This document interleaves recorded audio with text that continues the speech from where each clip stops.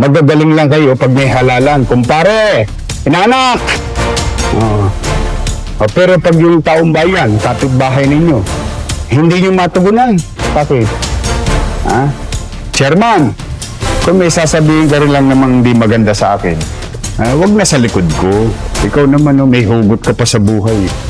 Pabibo ka rin eh. Ikaw ang pabibo, chairman. Hindi mo pala kayang gawin tungkulin mo, edi mag-resign ka bilang chairman.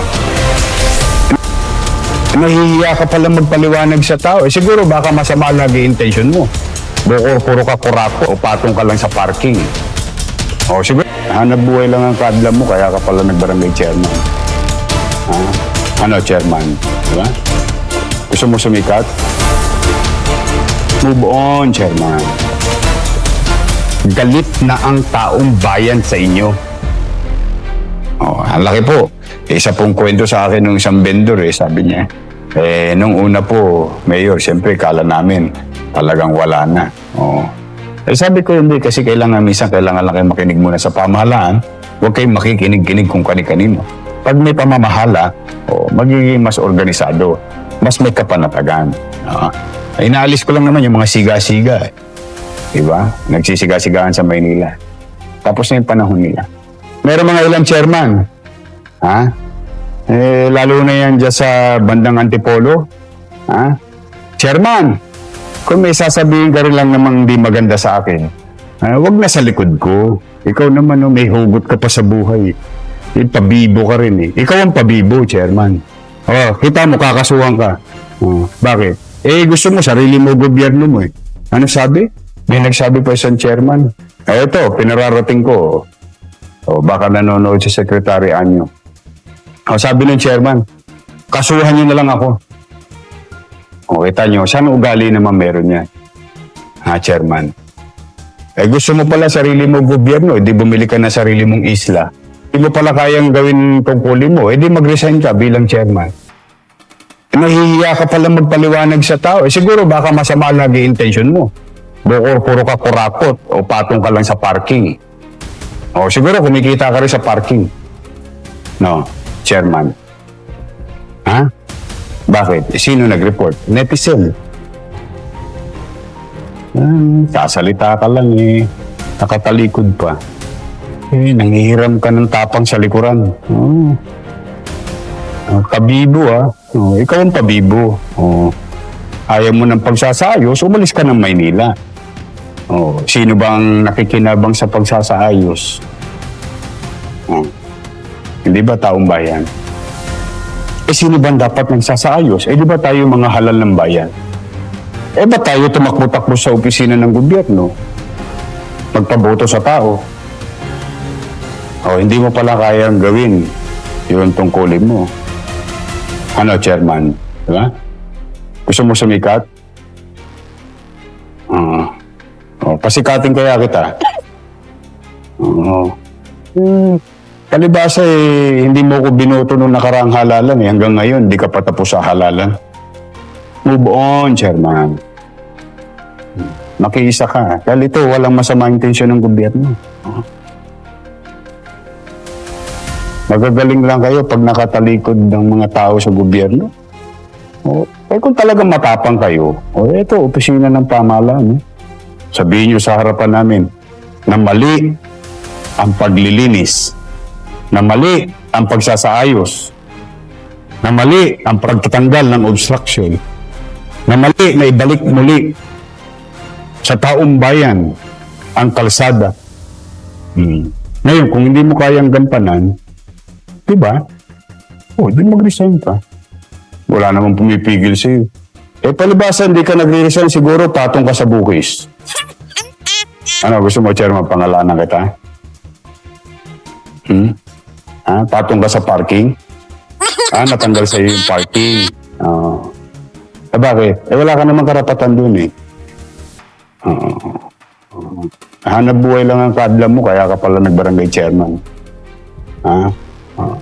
Basta bibigyan kitang tip, taga-Antipolo ka. Street, mahaba naman yan Sinabi ko na sa inyo, galit na ang taong bayan sa inyo.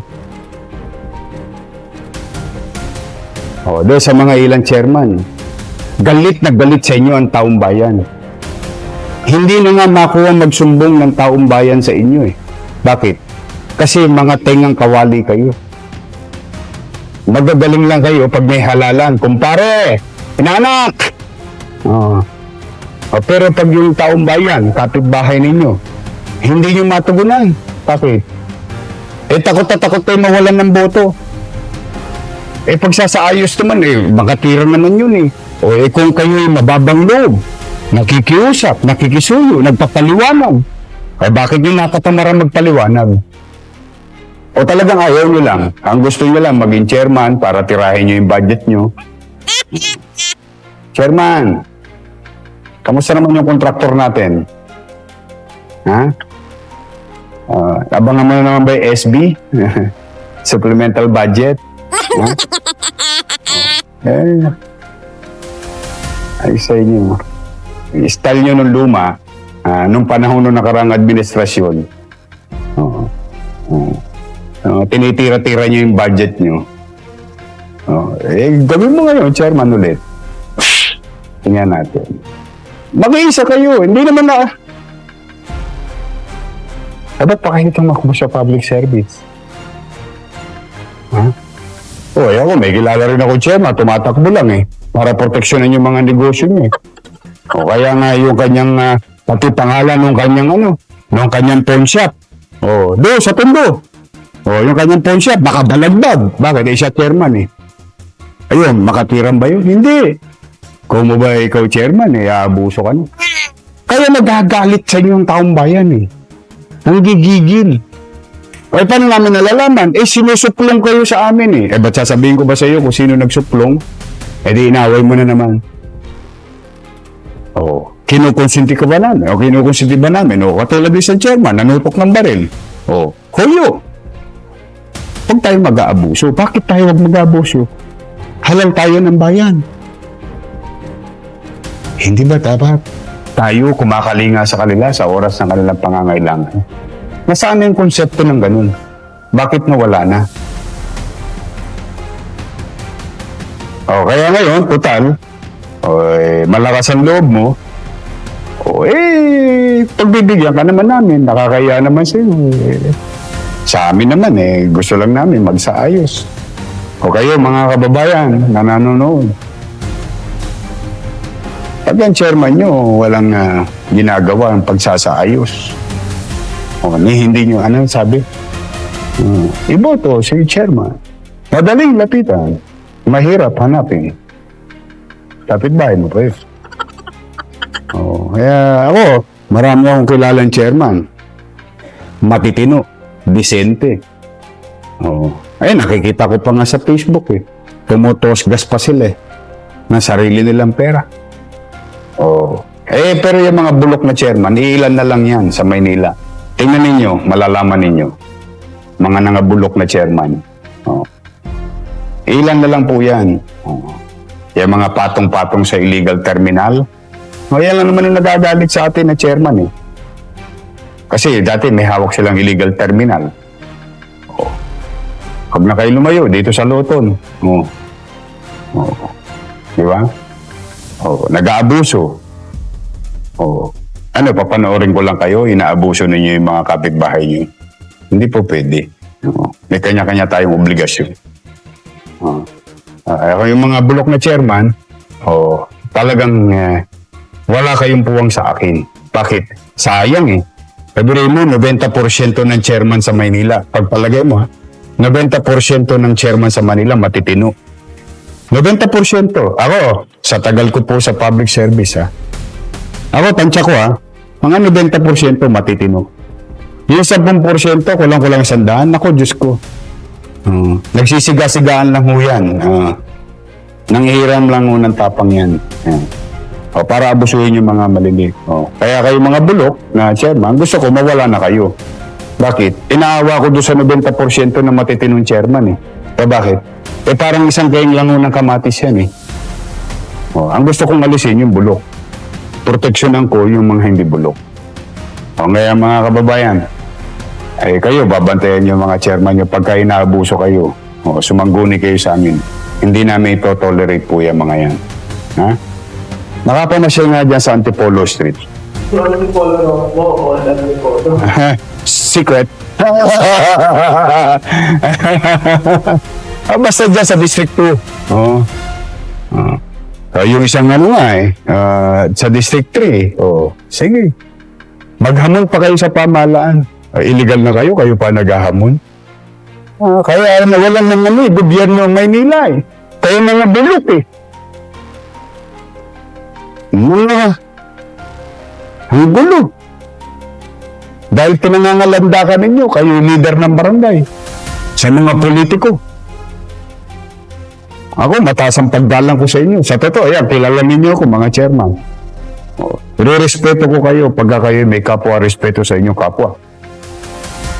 In fact, spoiled kayo sa akin, mga chairman. Ang ayaw ko lang ay yung mga bulok na chairman. Wala kayong puwang sa akin. Hindi ko kayo kukonsintihin. Ayan, pagkatandaan niyo yan. Kayo na mga ilan dyan na nangaabuso ng inyong kapangyarihan sa barangay. Ha? Kung makapag-inuman pa kayo, parang walang 55-55, ba? Oo, yan. Minsan, pupusasan kita. Machempo-chempoan lang kita. Subukan mo uminom sa kalye. Pagpupuyatan din kita. Hindi mo para abusuhin ng kapangyarihan. Kundi para ipakita sa iyo na may batas. At ang batas ay para sa lahat. Tapos na ang panahon ng pang-aabuso ninyo. Kawawa ko ang mahirap sa barangayan, mga kababayan. Ang pinakakawawa, yung walang kapangyarihan, walang kakayanan, walang kaibigan, walang kumpare na mga kilala. Kawawa yan. Hindi na po ngayon. Sa maliit namin kaparanan, bibigyan po namin kayo ng proteksyon. At hindi namin nahayaan ng mga abuso, yung mga chairman na iilan na bulok. Ayan. Ako, at least kaya kong garantiyan sa sarili ko, sa tagal kong sa pakikipag-ugnayan sa barangay. Mga 90% matitino ang chairman ng Manila.